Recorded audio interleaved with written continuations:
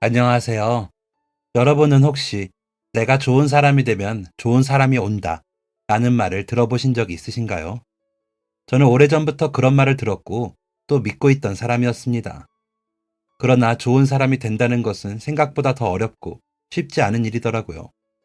제가 생각하는 제 주변의 좋은 사람들을 닮기 위해 노력을 해보아도 따라하기에 그치지 않는 것만 같아 속상했던 적도 있습니다.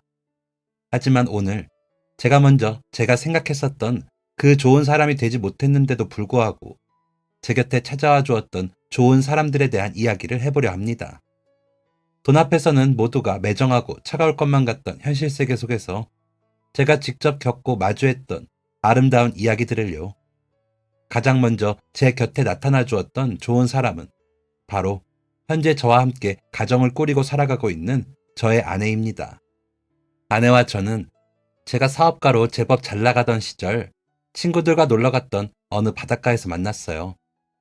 식당에 밥을 먹으러 들어갔는데 4인 테이블밖에 없었고 저희는 마침 친구를 포함 5명이던 터라 한 명은 찢어져서 앉아야 하는 상황이었습니다. 서로 누가 갈래?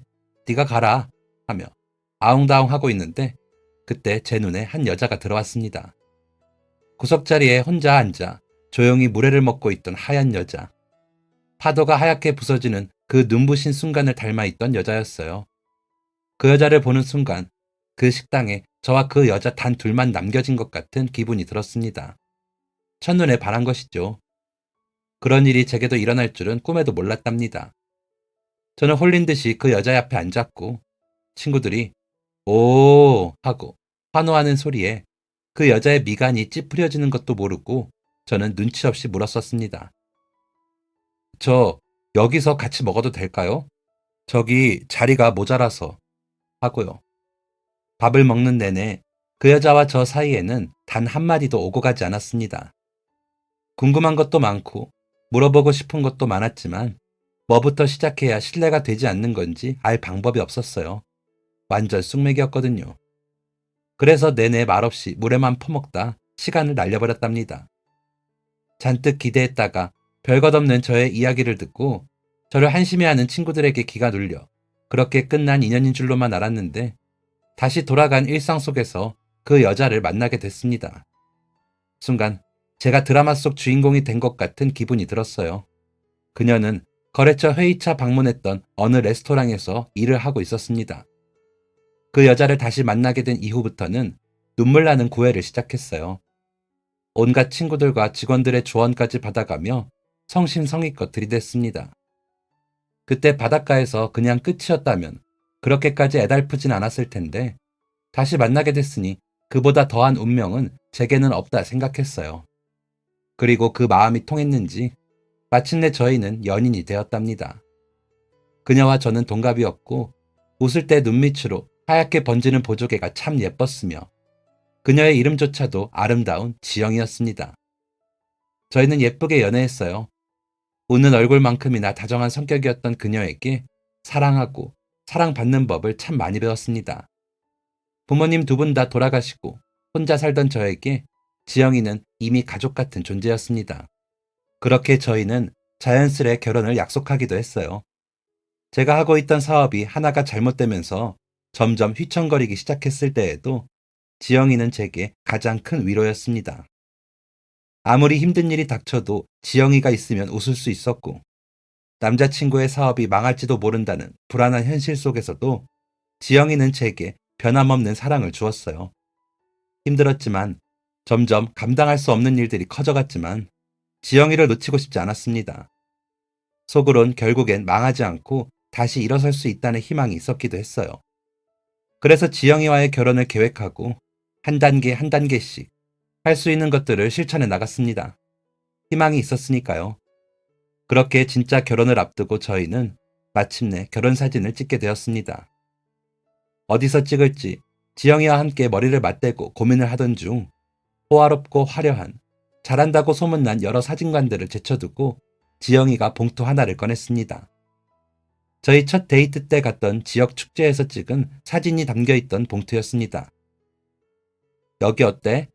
다른 곳보다 우리한테 의미도 있을 것 같은데. 결혼사진 전문 업체도 아니었고 뛰어난 실력의 사진사가 있다고 유명했던 업체도 아니었습니다. 그냥 평범한 동네 사진관이었어요. 그런 것을 선택한 이유가 제 힘든 사정 때문인 것만 같아 지영이에게 미안한 마음이 들었습니다. 그런 저를 보고도 아랑곳하지 않은 지영이는 봉투에 적힌 주소를 보고 사진관을 찾아냈어요. 살던 집과 그리 멀지 않은 거리에 위치한 오래된 사진관이었습니다. 생각보다 낡은 외관에 순간적으로 멈칫하며 다른 곳을 찾아야 하나 망설이기도 했지만 문 앞에서 멈칫하는 제 몸뚱아리를 사진관 안으로 이끌었던 건 아내 지영이의 손이었습니다. 맞잡고 있던 손에 힘을 꾹 쥐고 눈짓을 하는 지영이의 얼굴엔 꼭 첫 데이트를 다시 하는 사람처럼 설렘이 가득했었어요. 그 얼굴을 보니 제 가슴이 뛰는 소리가 들려왔습니다. 그래, 얼마나 좋은 곳에서 함께하느냐가 중요한 게 아니었지.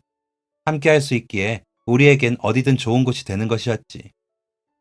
그렇게 지영이의 손에 이끌려 사진관 안으로 들어가니 사진관 내부 벽에는 수많은 사람들이 활짝 웃는 얼굴로 찍은 사진들이 걸려 있었습니다. 어린아이부터 학생, 군인, 신혼부부, 대가족, 할아버지, 할머니까지. 낡고 오래된 건물의 사진관이었지만 그 오랜 세월만큼이나 많은 사람들이 다녀갔다는 것을 한눈에 알 수 있었어요. 저희가 인기척을 내자 손님이 왔다는 걸 눈치챈 주인 아저씨가 다정한 목소리로 어서 오세요 하며 사진기 앞으로 나오셨습니다. 그때 지역 축제에서 배웠던 그분은 계시지 않았고 사진관에서 느껴지는 분위기와는 달리 생각했던 것보다 젊은 아저씨였어요. 빵모자를 반쯤 눌러쓰고 동그란 뿔테 안경을 쓴 아저씨의 모습은 카메라와 정말 잘 어울리는 한 쌍 같았습니다. 아내가 신이 나서 달려가 결혼 사진을 찍고 싶어서 왔다고 말하자 아저씨의 둥그런 얼굴에 더 둥근 미소가 피어올랐어요. 꼭 화가 같은 외모였습니다. 외모로 직업을 평가할 수는 없는 것이지만 화가를 하면 참 잘 어울렸을 것 같다는 생각이 절로 드는 외모였어요. 입고 있는 저 단정한 멜빵 바지 위에 얼룩덜룩 물감이 엉망으로 묻어 있어야만 할 것 같은 느낌이라고 할까요? 사진 촬영을 할 날짜를 약속하고 집으로 돌아가는 길, 아내도 제 속마음을 읽은 건지 귓속말로 이렇게 말했습니다. 그 사진관 아저씨 말이야, 되게 실력 있고 예술적인 감각이 풍부한 화가처럼 생기지 않았어? 원래 사람 겉모습 가지고 이런 얘기 잘 안 하지만 뭔가 그분한테 맡기면 정말 그림 같은 사진이 나올 것만 같은 믿음이 생겨버렸어. 인상도 참 좋으시고. 보는 눈이 같은 저희였습니다. 그래도 저는 내심 아내가 신경 쓰였어요. 결혼 사진을 전문으로 하는 더 좋은 사진관에서 유행에 맞고 세련된 사진을 찍고 싶진 않을지, 남들 다 하는 것에 맞춰서 하는 게 그래도 아내에게 더 좋지 않을까 하는 생각들 때문이었습니다. 저는 아내를 물끄러미 바라보며 다시 한번 물었어요. 정말 후회하지 않겠어? 생애 한 번뿐인 결혼사진인데 이렇게 동네 사진관에서 찍는 거 말이야. 꺼내어 볼 때마다 행복해야 하는데 혹여 당신이 훗날 우리 사진을 꺼내보다가 힘들었을 지금을 떠올리며 슬퍼하진 않을까 걱정돼. 진심이었어요. 평범한 사람을 만나 평범하게 사는 게 꿈이라던 지영이에게 겪지도 않아도 되는 고난까지 안겨준 것도 모자라 평생 떠올리기만 해도 가슴 아픈 순간까지 안겨주게 되는 것은 아닌지 걱정이었습니다. 하지만 지영이는 저의 걱정이 무색하도록 하얗게 웃으며 대답했습니다. 왜 자기가 슬퍼할 거라고만 생각하느냐고. 우리가 함께 했었고 그래서 버틸 수 있었다는 걸 훗날 돌이켜볼 수 있게 된다면 자기는 그때 그 누구보다 더 행복한 미소를 짓고 있을 거라고 말입니다. 슬퍼하지 않을 테니 걱정하지 말라는 말. 그 말이 정말 거짓말처럼 제게 힘이 되었습니다. 약속했던 사진 촬영의 날이 다가오고 저는 아침부터 꽤나 분주했어요. 평소엔 대충 해도 제법 멋있는 태가 나던 머리 스타일이 그날따라 정성껏 손질해도 어쩜 그렇게 반마처럼 보이던지요. 몇 번이나 머리에 왁스칠을 했다가 다시 물로 감았다가를 반복했습니다. 그러느라 시간이 후딱 가버렸어요. 급기야 지영이에게서 전화가 걸려왔습니다. 늦잠이라도 잤느냐며 집 앞에 도착했으니 얼른 문을 열으라는 지영이었습니다. 저는 반쯤 흘러내린 머리카락을 손에 움켜쥐고 다급히 현관문으로 달려갔어요. 뾰루퉁한 얼굴을 하고 현관 문 앞에서 저를 기다리던 지영이의 얼굴에 제 몰골을 확인하고는 하얀 웃음꽃이 번졌습니다. 푸하하 하고 웃긴 개그 프로그램을 볼 때나 짓는 큰 웃음을 빵 터트리기도 했어요. 창피함에 목까지 새빨개지는 기분이 들었습니다. 결국 지영이에게 사실대로 말하게 되었어요. 제 머리 하나 손질을 제대로 못해서 30분이나 늦어버린 제게 지영이는 화도 내지 않았습니다. 가만히 앉아있기만 하라면 저를 의자에 앉힌 지영이는 꽤 능숙한 솜씨로 왁스를 손에 발라 저의 머리를 손질하기 시작했어요. 3분도 채 안 걸려 머리를 완성하고 가지고 온 가방에서 화장품 몇 개를 꺼내어 제 얼굴에 두드렸습니다. 난생 처음 해보는 화장이었어요. 이렇게 해야 사진이 잘 나온대. 나만 잘 나올 순 없으니까 당신도 해주는 거야. 근데 피부가 좋아서 그런가? 화장이 제법 잘 먹는데? 지영이의 칭찬에 멋쩍은 얼굴로 그제야 거울을 봤습니다. 정갈하게 정리된 머리카락과 그 아래 창백하게 질려있는 제 얼굴. 제 눈엔 한없이 낯설고 어색한 모습이었지만 그녀는 제법 만족했는지 수쪽한 얼굴을 하고 서 있었습니다. 제 얼굴에 화장이 잘 먹어서라기보다 지영이의 그 표정이 너무 귀여워 절로 웃음이 나왔습니다. 그 순간에 느꼈던 간질간질한 그 느낌은 몇십 년이 지난 지금 다시 생각해봐도 변함없이 그대로입니다. 결국 제가 늦는 바람에 제대로 된 식사도 챙겨 먹지 못하고 김밥집에 들러 김밥 몇 줄을 사서 촬영 장소로 향했어요. 사정상 멀리는 갈 수 없었던 저희였기에 사진사님이 추천해주신 저희 지역의 숨은 사진 명소로 향했는데 정말 후회 없을 선택이었죠. 고즈넉한 분위기에 그 공간 안에 우리만 있는 것 같았던 그 느낌은 두고두고 잊을 수 없는 명장면이 되었습니다. 짙은 초록이 무성한 뜨거운 한여름의 숲속 풍경은 그 사이에 나란히 선 저희를 누구보다 더 빛나게 해주었어요. 김밥을 사왔다는 사실을 까맣게 잊어버릴 정도로 행복한 촬영이 계속되었습니다. 그러다 잠깐 휴식 시간을 갖고 마무리를 하기 위해 사진관으로 향하는 길. 그제야 가방 속에 넣어왔던 김밥이 눈에 들어왔지만 먹으려고 보니 더운 날씨 탓에 김밥은 이미 쉬어 있었습니다. 배고픔을 잊고 있던 아내도 김밥 냄새를 맡으니 다시 배가 고파졌는지 꼬르륵 하고 귀여운 소리를 냈어요. 하는 수 없이 사진사 아저씨에게 가는 길에 식사라도 함께 하시겠느냐 물었습니다. 아저씨는 별다른 말 없이 자기가 자주 가는 집이 있다며 저희를 그 숲 아래 어느 작은 국수집으로 데려가 주셨어요. 비닐하우스를 이용해 만들어진 공간이었습니다. 아주 작고 열악했지만 인적 드문 곳의 분위기와 왜인지 모르게 너무나도 잘 어우러지는 듯한 분위기였습니다. 그리고 그 맛도 나무랄 것이 없었어요. 지영이는 순식간에 한 그릇을 뚝딱 해치워내고 만족스러운 표정으로 저를 바라보았습니다. 결혼사진이라고 아침 일찍부터 일어나 한 겹 한 겹 쌓아올렸을 그 진한 화장 위로 그제야 비로소 진짜 웃음이 보이는 것 같아 저도 덩달아 웃음이 나왔습니다. 그렇게 식사를 마치고도 서로의 얼굴을 보며 한참 웃어대다 보니 어느덧 사진관에 도착하게 되었어요. 이제 사진을 고르고 집으로 돌아갈 차례였습니다. 그런데 사진사 아저씨께서 갑자기 저희 두 사람을 카메라 앞에 앉히시는 겁니다. 지영이는 다급하게 화장이 다 지워져서 좀 고쳐야 한다며 일어나려 했어요. 하지만 아저씨의 한마디에 그대로 자리에 앉게 되었습니다. 두 분, 인생 첫 결혼사진에 아침 일찍부터 이것저것 준비하시느라 고생 많으셨죠? 촬영 내내 너무 예쁘고 보기 좋은 부부였지만 배불리 식사하시고 나니까 얼굴에 자연스레 드는 그 웃음이 이대로 두 분을 보내면 제 마음에 내내 걸릴 것 같아서요. 무엇 하나 빼놓을 수 없이 아름다운 모습이었지만 지금 두 분 편안한 표정만큼이나 더 아름다운 표정은 또 없을 것 같아서 부담 갖지 마시고 제 직업병이니 너그러 이해해 주시고 지금 이대로 딱 한 장만 찍어볼게요. 지금 찍는 것들은 제가 돈 안 받고 서비스로 드리는 거예요. 서비스. 오직 제 직업병 때문에 그러는 거니까. 지영이는 사진사 아저씨의 말을 듣더니 떨어질 듯 말 듯 아슬아슬하게 매달려 있는 가짜 속눈썹을 손으로 툭툭 떼어냈습니다. 지영이의 눈매를 가리던 그 짙은 가짜 속눈썹이 떨어져 나가고 나니 비로소 진짜 지영이의 눈매가 카메라에 담길 일만 남은 것이었어요. 저도 괜히 하루 종일 목을 옥죄었던 넥타이를 느슨하게 풀어보았습니다. 그렇게 서로의 얼굴을 보니 반쯤 지워져 버린 화장과 아침부터 긴장했던 마음이 한데 얽히면서 애쓰지 않아도 편안한 웃음이 절로 지어졌습니다. 서로의 얼굴을 보며 소리내어 웃는 저희 두 사람의 모습을 사진사 아저씨는 묵묵히 카메라에 담아내어 주셨어요. 그렇게 결혼사진 촬영이 진짜로 끝이 났습니다.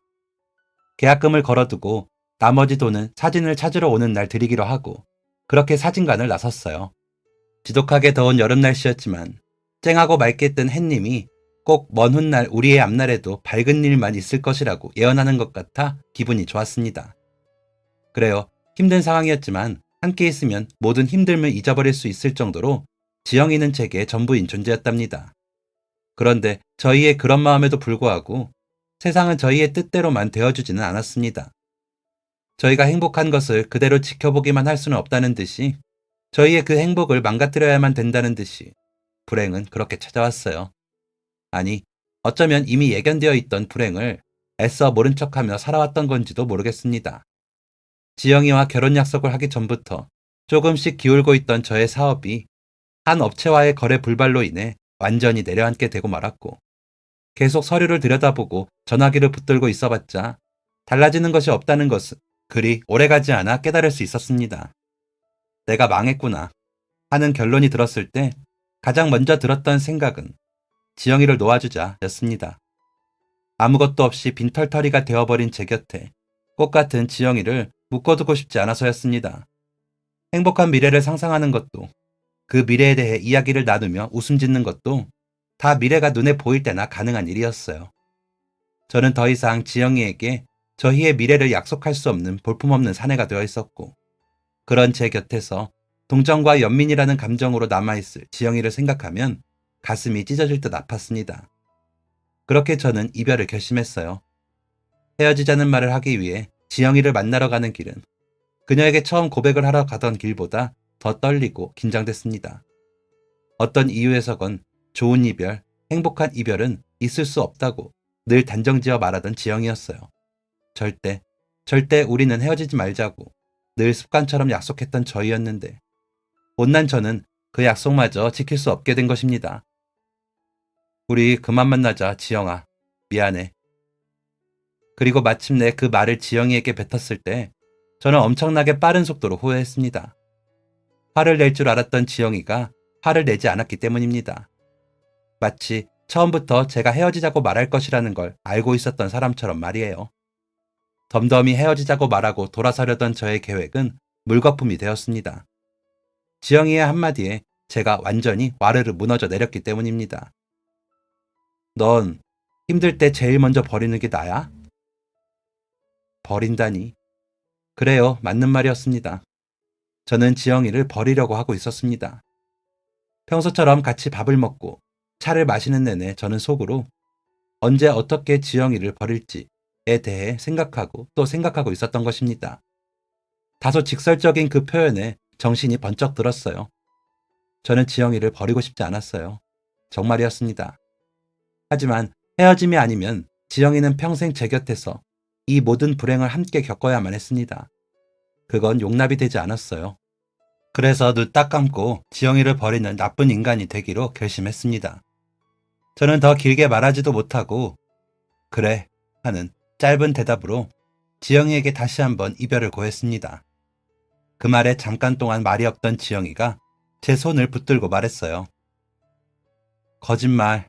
마음에도 없는 소리잖아. 왜 내 눈을 못 봐? 사업 망한 것 때문에 그래? 당신 눈엔 내가 그 정도도 함께 못 견뎌낼 사람으로 보여서 그래서 그러는 거야? 우리 좋았잖아. 처음 만날 때도, 서로 마음 확인하고 처음 데이트를 했을 때도, 결혼하기로 약속했을 때도 변함없이 좋았잖아. 난 그게 우리가 기분이 좋을 때라서 행복했던 게 아니야. 그냥 당신이랑 하는 건 뭐든 다 좋았을 뿐이야. 슬픈 얘기를 해도 당신이랑 함께라서, 기쁜 얘기를 해도 당신이랑 함께라서, 그래서 행복했어. 근데 당신은 왜 기쁠 때만 사랑이고 힘들고 슬플 땐 사랑이 안 된다고 생각해? 지금 당신 곁에 제일 필요한 건 다름 아닌 나 아니야? 이런 말도 안 되는 이유로 헤어질 수 없어. 그러니까 다시 생각해. 난 고작 이런 이유로 헤어지자고 말할 정도로 나약한 남자를 사랑했던 게 아니니까. 지영의 말엔 틀린 게 하나도 없었습니다. 제 마음과 다른 점이 하나도 없었어요. 기쁠 때만 사랑이고 힘들고 슬플 땐 사랑이 아니라니 절대 아니었습니다. 힘든 제 곁에 누구보다 무엇보다 간절히 필요한 건 지영이었습니다. 그걸 지영이도 알고 있는데 제 스스로가 모르지 않았어요. 하지만 그냥 지영이에게 힘든 마음을 안겨주고 싶지 않아서 그 이유가 다였는데 가슴이 찢어졌습니다. 그제야 용기 내어 고개를 들고 지영이의 얼굴을 살폈어요. 언제부터 울었는지 눈물로 범벅이 된 얼굴을 하고서도 지영이는 결코 지지 않겠다는 눈빛을 해보였습니다. 그 표정이 안쓰러워 가슴이 미어지는 것 같았어요. 제가 죄인이었습니다. 절로 푹 숙여지는 제 고개를 지영이가 들어올렸고 이어지는 말에 저는 결국 세상에서 가장 이기적인 놈이 되기로 결심해버리고 말았습니다. 나 이렇게 울리는 거야? 우는 얼굴에 대고 끝까지 헤어지자는 말을 할 수 없었다는 말은 사실 핑계입니다. 지영이가 그렇게 울어버렸는데 그럼 어떻게 하냐는 말은 완전히 핑계입니다. 그냥 그 핑계로라도 저는 지영이를 옆에 두고 싶었던 것이죠. 제가 필요할 때 지영이를 옆에 두고 또 지영이가 저를 필요로 할 때 기꺼이 지영이 옆에 있고 싶었습니다. 핑계는 중요치 않았어요. 서로 옆에 있어야 할 이유가 충분하다면 그걸로 되는 것이더군요. 결국 돈 한 푼 없이 저희는 결혼 생활을 시작하게 되었답니다. 결혼식도 올리지 못하고 혼인신고만 한 채 한 집에 사는 것인데도 저희는 어느 부부만큼이나 행복했어요. 집이라는 울타리 밖을 벗어나면 온통 저를 짓누르는 힘겨운 일들이 순서대로 저를 찾아왔지만 하나하나 헤쳐나가는 것이 지치지 않을 수 있었던 이유는 지영이었습니다. 집에 가면 지영이가 있으니까. 오늘도 제게는 변함없이 지영이가 있으니까요. 그 사실 하나만으로 버텨지더라고요. 정말 몰랐습니다. 솔직히 쫄딱 망했을 땐 곁에 누가 있는 것만으로 도움이 될까 생각하기도 했으니까요.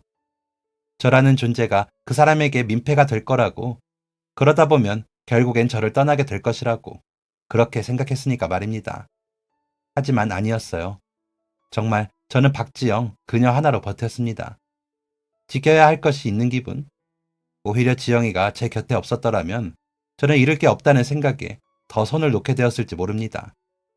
열심히 해오던 사업을 내려두고 마을 변두리에서 청소업체 직원으로 일을 시작한 제게 고운 시선이 하나도 없었지만 제게는 지켜야 하는 지영이가 있었으니까, 저희 안에 지영이가 있었으니까 낱말에 신경 쓰지 않고 버티고 또 버텼습니다.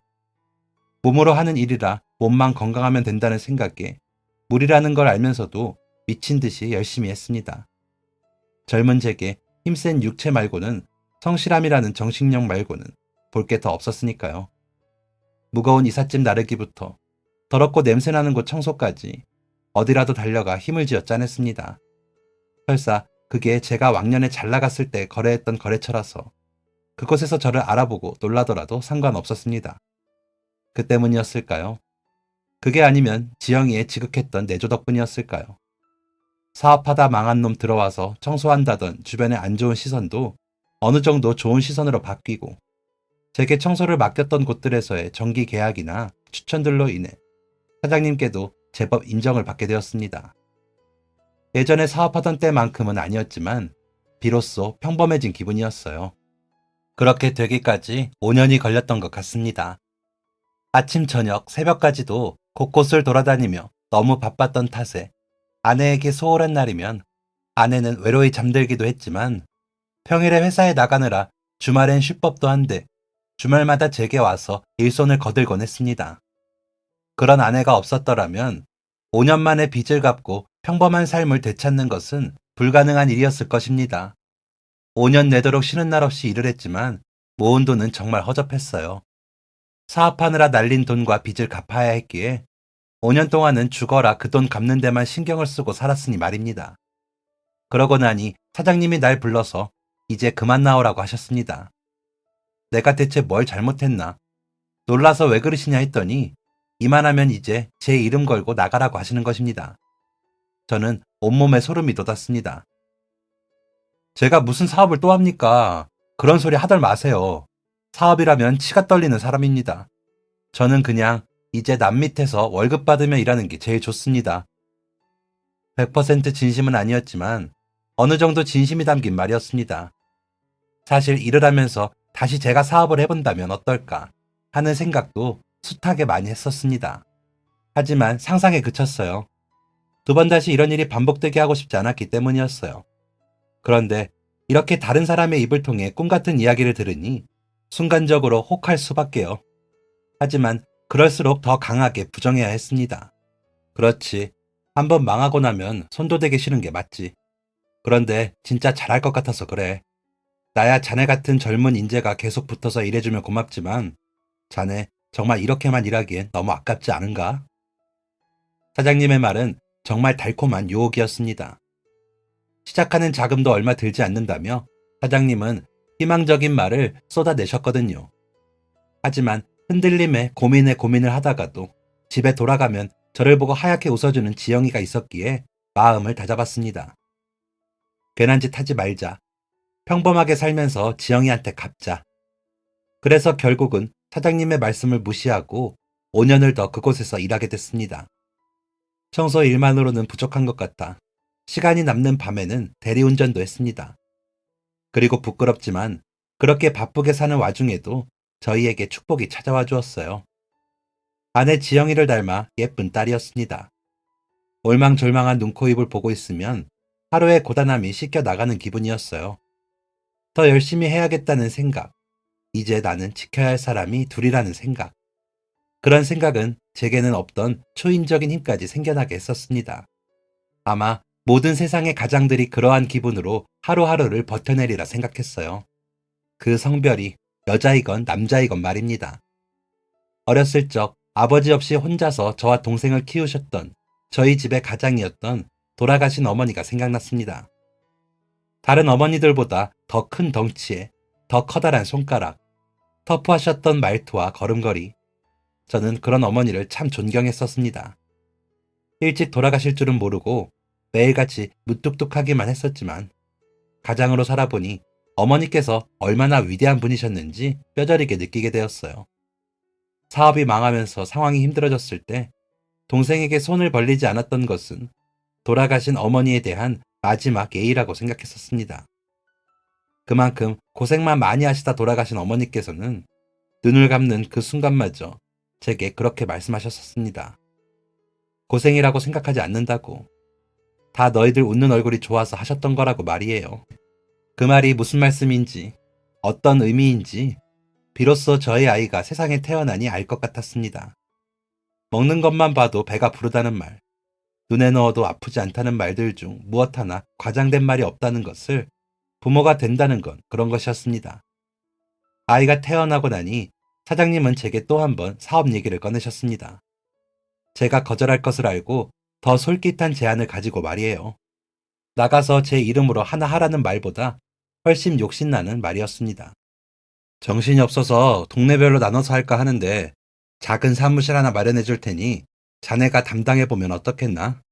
내가 이제 더는 나가서 따로 차리라는 말 안 하려고. 혼자서 다 관리하려니 머리통 아파서 더는 못하겠어. 동네별로 나눠서 하게 나 좀 도와주게. 10년 동안 한솥밥 먹은 적을 생각해서. 감사한 말씀이었습니다. 그런데도 혹여 제가 거절할까 사장님은 둘러둘러 말하고 계셨어요. 다른 직원도 많은데 왜 제게만 이런 말씀을 하시는 거냐고 물으니 사장님은 말씀하셨습니다.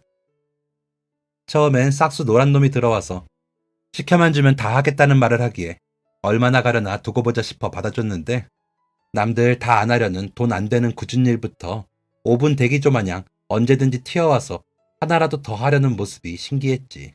그래도 신기해하면서도 속으로는 얼마나 가나 두고 보자 하는 마음이 더 컸었어. 5년쯤 그 모습을 쭉 지켜보니 살짝 무섭더구만. 어떻게 그렇게 사람이 한결같은지 말이야. 그래서 나가라고 등을 떠밀었다네. 사업하던 놈이니 기회 봐서 냉큼 그러겠다고 할 줄 알았는데 또 5년을 더 내 옆에서 버티고 서 있으니 어쩌겠는가. 내가 밀어줘야지. 내가 비록 할 줄 아는 것 없이 빗자루랑 걸레 몇 자루로 이 일을 시작했다만 그러면서 봐온 사람들이 몇천 명은 좋게 넘어. 거짓말 조금 보태서 그 모든 사람들 중에 제일 뚝심 있고 한결같은 놈이 자네라서. 15년 일한 김 차장은 이런 거 하지도 않아. 밤에는 다리 뻗고 자야 한다고 내 돈 받아 일하는 게 제일 좋다고 그러는데 어쩌겠어. 그나마 믿을 만한 놈이 자네인데 설마 내가 생판 모르는 사람 구해다가 분전 맡기기를 바라는 건 아닐 거 아니야. 그 말에 용기도 희망도 얻었습니다. 솔직히 사장님이 하시는 말씀에 억지스러운 부분이 한두 가지가 아니었지만 맞는 말씀이기도 했어요. 10년 동안 정말 한결같은 모습으로 일하려고 노력했으니까요. 비록 제 사업은 아니더라도 관리자라는 이름을 달고 사장님 밑에서 도움이 된다면 더 오래 신뢰를 받으며 일할 수 있겠다는 생각이 들었습니다. 그래서 사장님이 얻어준 작은 사무실에 새로운 짐을 꾸려갔어요. 비록 왕복 3시간 거리에 위치한 사무실이었지만 제가 하는 일에는 변함이 없었습니다. 그곳에서 일한다고 해서 밤 늦은 시간이나 새벽 일찍 청소를 하러 나갈 일이 없는 것도 아니었습니다. 아마도 사장님껜 그런 사람이 필요했던 거겠죠. 달라진 환경 속에서도 변함없이 똑같이 일해줄 사람 말입니다. 믿고 맡겨주신 부분에 대해 실망시켜드리고 싶지 않더군요. 자신 있는 부분이었고 그래서 묵묵히 했습니다. 그동안 아이는 쑥쑥 커갔어요. 갈수록 쌍꺼풀이 진해지고 눈동자가 똘망똘망해지는 게 정말 아내를 많이 닮아 볼수록 신기했습니다. 아이가 처음으로 아빠 소리를 해주었을 땐 세상을 다 가진 듯 행복했어요. 아내를 등에 업고 거실을 몇 바퀴나 뛰어다닐 정도로 감사한 행복이었습니다. 그렇게 가족이라는 따뜻한 울타리 안에서 저는 진짜 인간이 되는 기분이었어요. 사업이 망해 결혼식도 하지 못하고 꾸린 가정에 이런 행복이 깃들 수 있었던 건 모두 다 아내 덕분이었습니다. 그리고 아이가 무럭무럭 자라 초등학교에 입학을 앞두고 저희는 이사를 하게 되었어요. 새로 맡았던 사무실까지 매일 왕복 3시간 거리를 다니던 저를 아내가 늘 안쓰러워했었는데 몇 년 동안 불편함을 꾹 참아가며 일하고 나니 어느 정도 돈이 모인 것입니다. 심지어 맡아서 하고 있던 동네 사무실이 번창해 또 다른 사무실도 오픈을 앞두고 있었어요. 사장님은 제가 거절할 것이라는 걸 미리 알고 차마 그 지점까지 제게 맡아서 하라 권하시진 못하고 그동안 고생했다며 이사할 때 보태 쓰라고 성과금을 내어주셨습니다. 그냥 일이 들어오면 굴러가던 평범한 우리 청소업체를 다른 업체랑은 달리 성실하고 믿을 수 있는 곳이라고 이름 알려준 자네에 대한 내 고마움이네. 자네라는 사람 하나가 브랜드가 됐어. 그 성실함 하나라면 어딜 가서 뭘 해도 잘할 사람이야. 그런 자네가 나와 함께 일해줘서 얼마나 고마운지 몰라. 다시 사업을 하기가 무서웠던 저의 마음을 너무나도 잘 이해해 주셨던 사장님은 감사한 말씀과 함께 성과를 올린 대가라는 핑계를 대며 적지 않은 금액을 봉투에 넣어 전해주셨어요. 그 돈을 아내에게 건네주니 아내도 참지 못하고 눈물을 뚝뚝 흘리며 저를 끌어안았습니다. 고생 많았어. 당신 진짜 고생 많았어. 아직 가야 할 길은 멀고도 길었지만 왠지 모든 고생길이 끝난 것 같은 기분이 들었습니다.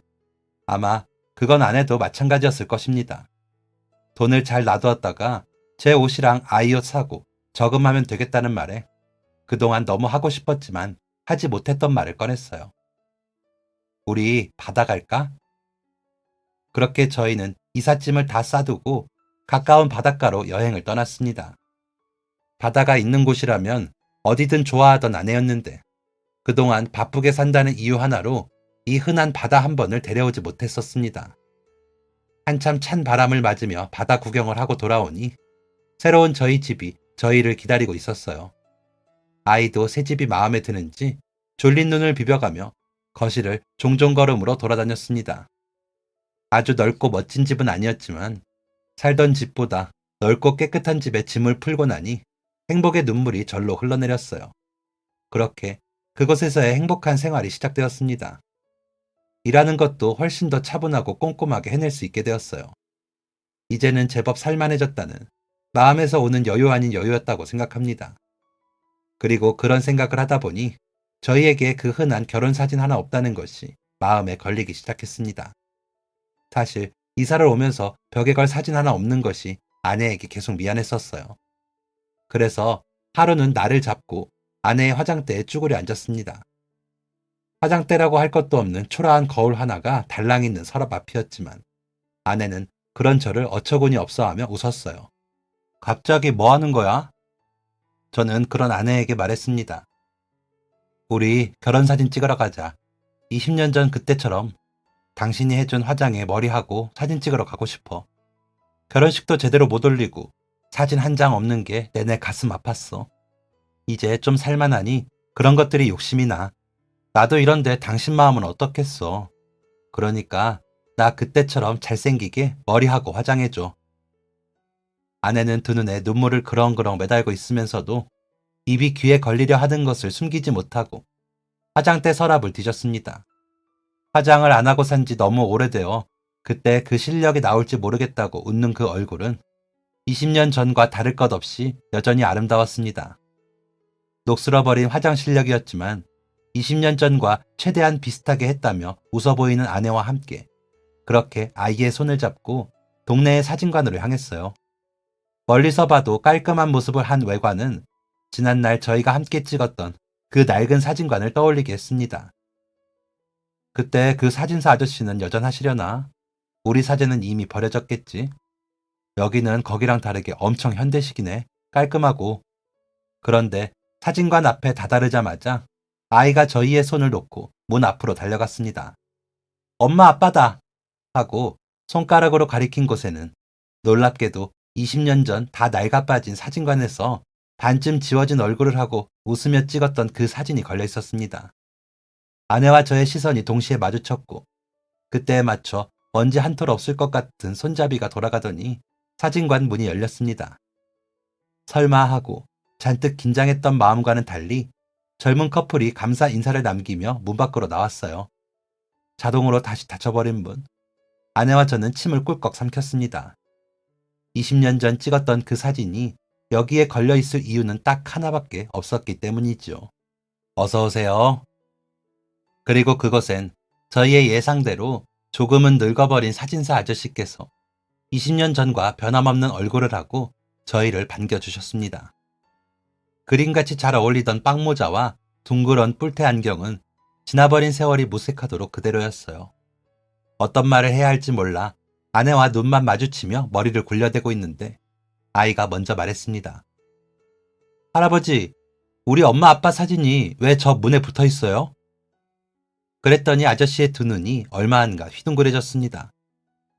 아이고 하고 짧게 탄식한 아저씨는 부랴부랴 어떤 창고에서부터 앨범 하나를 꺼내왔어요. 먼지가 가득 쌓인 촌스럽고 낡은 앨범이었습니다.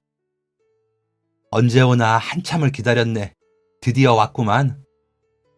알고 보니 20년 전 그 사진관 아저씨는 사진을 찾으러 와야 할 저희가 오지 않자 피치 못할 무슨 일이 생겼다고 생각해 앨범을 버리지 않고 가지고 있었고 기다리고 기다리다 동네를 옮겨 새로 사진관을 차리게 되면서 혹시나 하는 마음에 그 사진들 중 한 장을 문 앞에 걸어두었다는 것입니다.